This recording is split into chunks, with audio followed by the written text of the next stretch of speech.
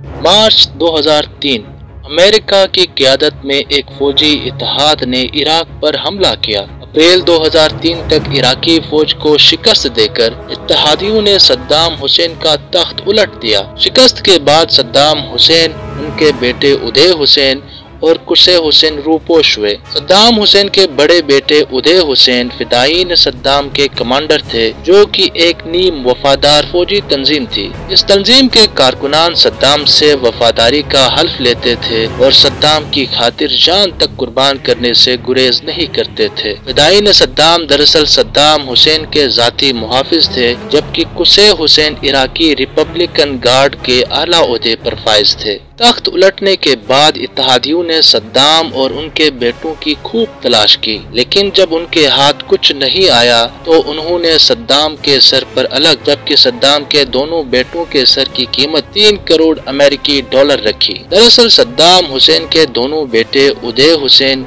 कुसे हुसैन, उनके मुहाफिज अब्दुल समद और कुसे हुसैन के 14 साल बेटे मुस्तफा को नवाफुज़ेदा नामी एक ताजिर ने मोसल में वाक़े एक हवेली में पनाह दी थी। नवाफुज़ेदा एक ताजिर थे और उनके सद्दाम हुसैन के खानदान के साथ करीबी ताल्लुकात थे। सद्दाम और उनके बेटे नवाफुज़ेदा पर अंधा एतबार करते थे और यही वजह थी कि सद्दाम हुसैन अपने बेटों को नवाफुज़ेदा के हवाले करके खुद कहीं और रूपोश हुए। नवाफुज़ेदा को सद्दाम हुसैन के बेटों के सर पर लगी 3 करोड़ अमेरिकी डॉलरों की लागत का इल्म हुआ। 3 करोड़ अमेरिकी डॉलरों की खतीर रकम का सुनकर नवाफुज़ेदा ने भी वही किया जो आम तौर पर लोग पैसे और ताकत के लालच में आकर किया करते हैं। नवाफुज़ेदा अमेरिकी इत्तेहाद के 101 नंबर फजाई अड्डे पहुँचे और अमेरिकी इंटेलिजेंस एजेंसी को सद्दाम के बेटों के बारे में सब बताया। अमेरिकी मिलिट्री इंटेलिजेंस सर्जेंट ने नवाफुज़ेदा का इंटरव्यू किया,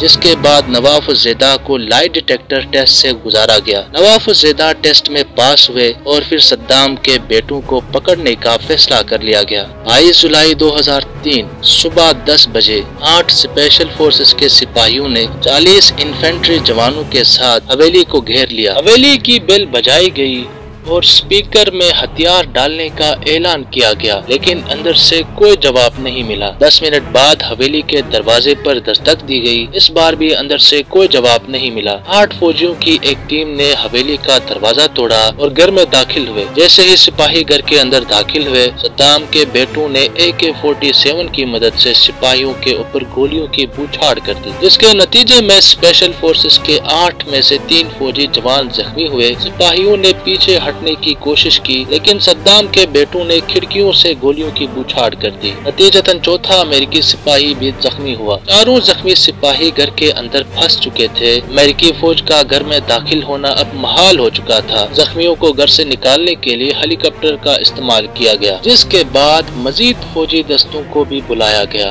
और हवेली को एक बार फिर घेरे में ले लिया गया। अब की बार ग्रेनेड, रॉकेटों और ब्राउनिंग मशीन गनों से फायरिंग की गई। दोनों तरफ से फायरिंग का तबादला 11:22 तक जारी रहा। सुबह 11:45 पर कई आर्मी हेलीकॉप्टरों ने हवेली पर फायरिंग शुरू कर दी। इमारत के बड़े हिस्से को मशीन गन के गोलों और रॉकेटों से तबाह कर दिया गया। अंदर से गोलियों की बौछार अब तक उसी शिद्दत से जारी थी और छत से फौजियों पर बम भी फेंके जा रहे थे। अमेरिकी फौज में मायूसी फैल रही थी। तमाम तर कोशिशों के बाद जब कुछ हाथ न आया तो हेलीकॉप्टरों के जरिए हवेली को तबाह करने का सोचा गया, लेकिन शहरी हलाकतों के खदशात के पेश नजर उसे मुस्तरद कर दिया गया। दोपहर 1 बजे ऑपरेशन के 3 घंटे बाद हवेली पर मिसाइल दागे गए। हवेली का ज्यादातर हिस्सा मलबे में तब्दील हुआ। दोपहर 1:21 पर अमेरिकी फौजी बच जाने वालों की तलाश के लिए तबाहशुदा मकान में दाखिल हुए। उन्होंने उदय और कुसे को मुर्दा हालत में पाया। जैसे ही टीम इमारत की दूसरी मंजिल तक सीढ़ियां चढ़कर आगे बढ़ी, कुसे हुसैन के 14 साल बेटे मुस्तफा ने फौजियों पर AK-47 से फायरिंग खोल दी, लेकिन जवाबी फायरिंग से मुस्तफा की भी फौरी तौर पर शहादत। सद्दाम हुसैन के बेटों के कत्ल पर अमेरिका और नवाफुज़ेदा